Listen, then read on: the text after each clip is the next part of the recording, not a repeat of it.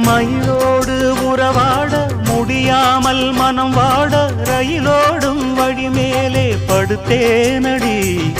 ரயிலோடி வரும் முன்னே மயிலோடி வரும் என்று நினைத்தே அதுபோல நடித்தேனடி.